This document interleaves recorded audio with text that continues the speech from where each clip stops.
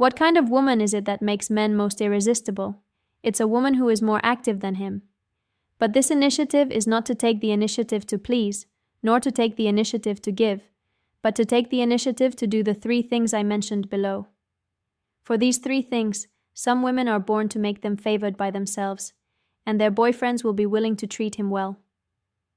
If after I summarize it today, you have also learned and done it, your man will also begin to be obedient to you, and he will become more and more gentle and superior to you. What is the initiative? It is to take the initiative to retreat. The retreat here is not to make you stop loving him, but to take the initiative to withdraw some enthusiasm and let the feelings have a hot and cold alternation. Will he say you don't love him?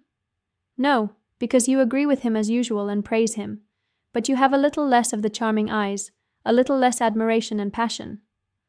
I call him good to men and collect some enthusiasm in marginal places at the same time. In fact, a man is very sensitive. When there are fewer things that are good for him, he will definitely find out. At this time, he will start to take the initiative to reflect on whether he has not done well recently and made you angry. Have you encountered something recently? Have you lost any charm? At this time, a desire to conquer will brew in his heart. In the near future, he may take the initiative to do some operations. It may be to treat you well. It may be to change some of his own problems. Anyway, it is to please you and want to mobilize your enthusiasm again. This is the core logic of taking the initiative to withdraw enthusiasm. Of course, if you have never fully expressed enthusiasm, it is difficult for you to use it. The later stage of this relationship no longer depends on freshness, but on the control of human nature.